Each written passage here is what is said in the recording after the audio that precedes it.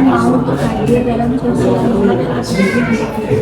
Nah, di sini sebenarnya ada keberatan atau paksaan untuk hadir. Oke, tidak ya. Jadi karena itu sebelumnya apa Novi tahu mengenai konseling individu itu apa?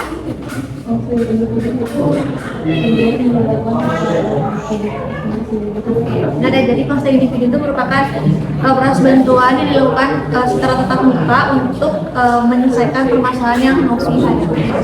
Nah, sebelum itu mungkin kita bisa mengobrol lebih dalam ya, santai saja seperti teman di mana kita perlu terburu-buru.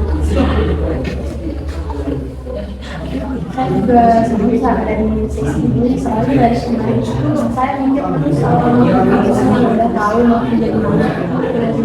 Saya jadi masuk sendiri karena saya belum tahu, saya belum sering apa saya belum ada tujuan.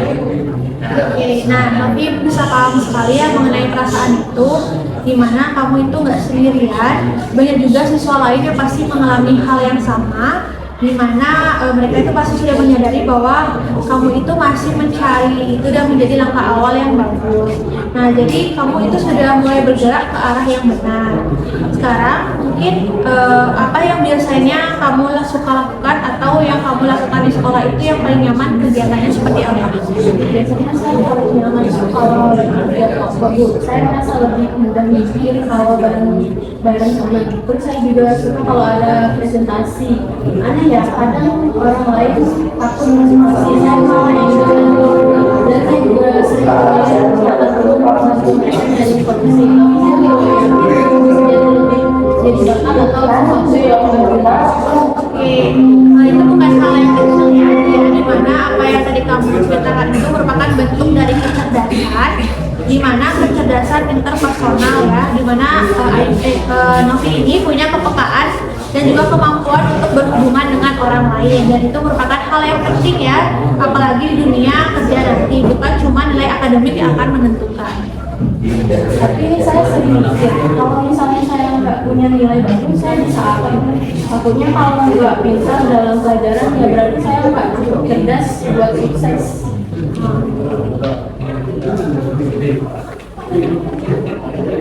Oke, apa yang tadi kamu pikirkan itu merupakan pemikiran yang cukup umum ya, dimana wajar untuk berpikir seperti itu.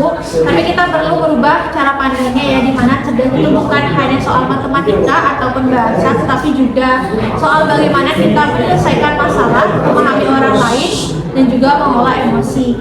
Dimana semua hal tersebut bagian dari kecerdasan, dan saya lihat bahwa Novi itu mempunyai potensi besar di arah sana. Ternyata hal-hal yang saya anggap biasa saja bisa jadi sesuatu yang berharga ya Bu. Saya selama ini cuma fokus menilai satu kalau saya punya kemampuan di hal lain. Saya sering mikir saya ini terlalu biasa, nggak spesial. Tapi sekarang saya jadi merasa ada yang bisa saya lakukan.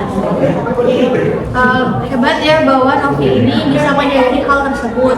Sekarang itu orang lebih tahu dan juga belum sadar mengenai dirinya sendiri. Maka dari itu penting ya untuk mulai mengambil langkah, di mana langkah tersebut bisa Novi lakukan secara perlahan, di mana Novi nggak perlu terburu-buru, yang penting bisa terus jalan pada hal tersebut.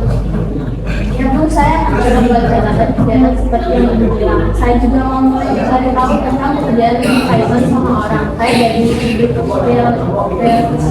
KRD atau bahkan psikolog. Saya ingin tahu saya kerjanya di mana.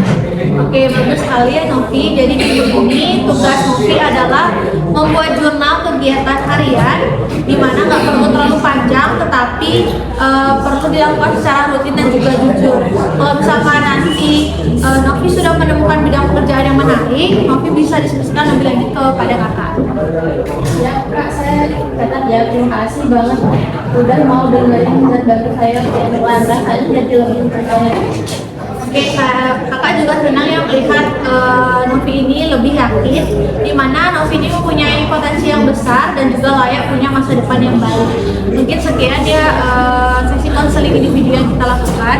Apa dari Novi ada yang ditanyakan lebih lanjut? Oke, mungkin kalau memang ada, Novi bisa langsung saja ke kakak ya. Oke, terima kasih ya Novi, kita sampai bertemu lagi di live selanjutnya.